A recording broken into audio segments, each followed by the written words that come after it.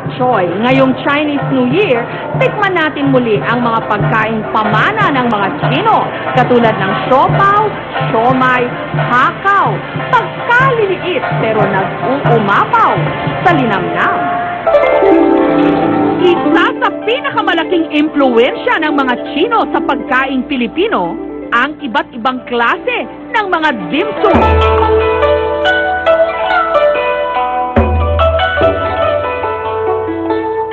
Dim sum ang tawag sa mga pagkaing sadyang pinaliit para isang kagatan na lang. Karaniwang gawa sa giniling na karne na tinimplahan ng mga pampalasa at ibinabalot sa wrapper na gawa sa harina.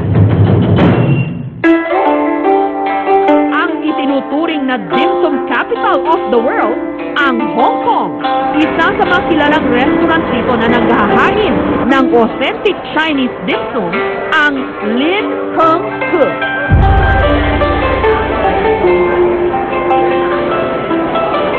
Mahigit 1,000 katao ang kumakain dito araw-araw. Ang mga pambato nilang dim sum, chicken bun, pig's liver, at siomai o siomai. The boss, the owner, want to keep the restaurant in a traditional way. So most of the customer want to feeling the traditional restaurant if they come to a restaurant, and also it's cheap and also maybe quite delicious.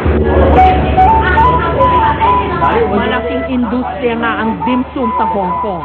Meron na rin ditong mga eskwelahan na nagtuturo ng pagluluto ng iba't ibang klase nito.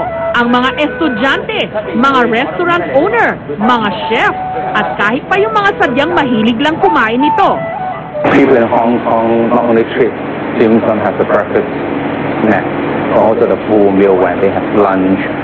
Pinaniniwala ang nagsimula ang pagkain ng dim sum sa China noong 3rd century BC.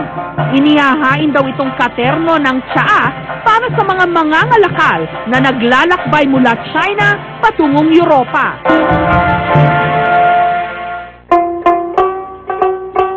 Pero pagdating sa pasarapan, syempre, hindi pa huhuli ang mga restaurant sa Pilipinas.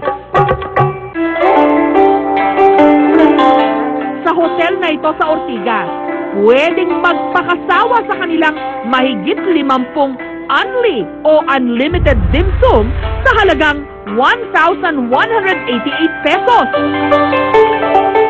na inihanda ni Chef Gary. Bukod sa siomai at hakaw, pinipilahan din ang kanilang bird's eye dumpling. Ito po bale yung lulutuin po natin ngayon, ipe-prepare po natin. Bird's eye dumpling ang tawag po dito. Ang pinaghalo-halong hipon, Chinese parsley o wansoy, at labong o bamboo shoot, tinimplahan ng asin at paminta. Ang susunod po natin gagawin ay ibabalot na natin yung filling natin. Ito po yung pinaka-wrapper niya. Potato starch po siya na may halong water po.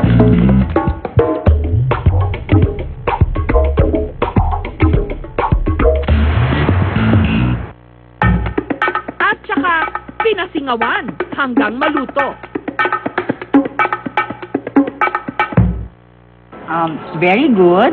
So far, the best sa mga natikman namin na dim sum. Ang susunod po natin gagawin ay chocolate mantaw. Pinaghalo-halo ang harina, dry yeast, asukal at tubig. Ang maliliit na masa, sunod na pinalamanan ng tsokolate.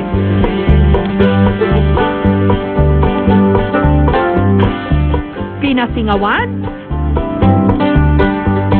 Ito na po yung chocolate mantaw natin. I-deep fry po na natin dito.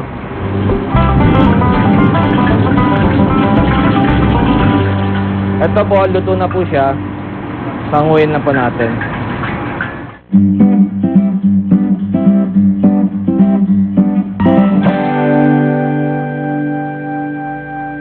Well, mas ano to, mas chocolatey ang flavor niya. Tapos yung very authentic. For Chinese restaurant, alam natin kilala yan sa mga dim sum, and it's something light. So, maaring buffet yung ino-offer natin, pero hindi ganun kabigat yung pagkain na ino-offer natin.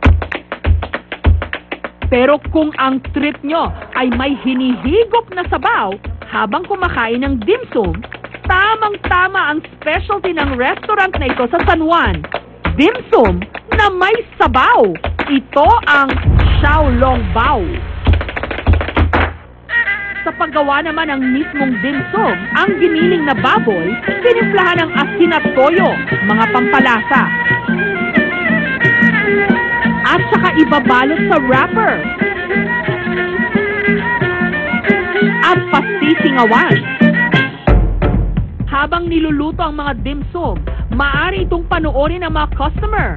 Ilang sandali lang, luto na ang Xiaolongbao na nagkakahalaga ng 158 pesos kada order. Sobrang malasa yung sabaw niya, lasang-lasang pork. Hindi siya masyadong maalat. Medyo medyo sweet siya, pero tama lang yung pagka-sweet. Masarap yung pagkakatimpla. Ngunit ang pinakasikat na siguro ngayong dim sum sa Pilipinas, dahil malaki na rin itong negosyo ngayon, ang siomai. Ang kainang ito nga, nagtayo na ng sariling factory ng siomai para i-deliver sa kanilang mahigit 100 branches at libo-libong mga food carts. At para masiguro na pare-pareho ang lasa ng bawat piraso ng kanilang siomai, meron silang tagatikim, si Mary Ann, at tila wala siyang kasawa-sawa sa siomai dahil 10 taon na niya itong ginagawa. Masarap. Hindi po tayo basta kumakain lang. Bawat kagat, alamin kung ito ba ay tamang ingredients dahil sa loob ng 10 taon, alam mo na kung anong tamang lasa, kung anong tamang ingredients na nasa loob ng bawat siomai. Kada araw, nakakagamit daw sila ng 2 hanggang 5 toneladang karne ng baboy para makagawa ng 90,000 pieces ng siomai.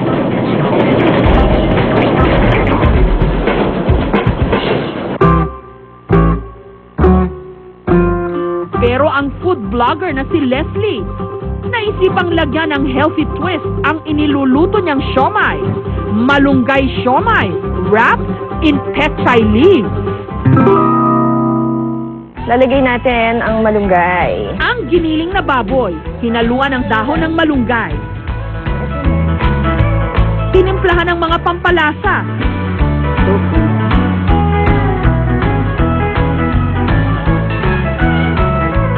Ngayon, papalitin natin yung pechay leaf kasi masyado siyang malaki.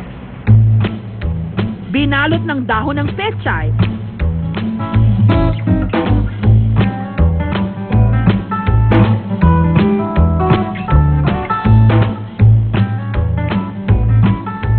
At pinasingawan. Sa ganitong paraan, hindi raw makokompromiso ang sarap ng siomai at masisiguro pang masustansya ito.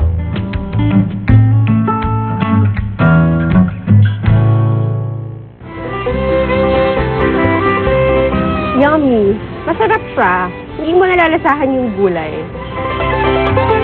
Bakit nga naman hindi natin gamitin yung isang gulay na nakikita lang natin dito sa Pilipinas? Parang gagawin nating pambalot siya ng pagkain. Tulad ng ginagawa ng mga Greeks sa kanilang grape leaves. So, ayun. Kaya naisip kong kasi na lang lalagay kong ipangbabalot ko doon sa aking siomai. Mas maganda pa yung mukha ng siomai mo. Maliit pero nag-uumapaw sa sarap. Patunay na ang lasa ng pagkain hindi nadadaan sa palakihan.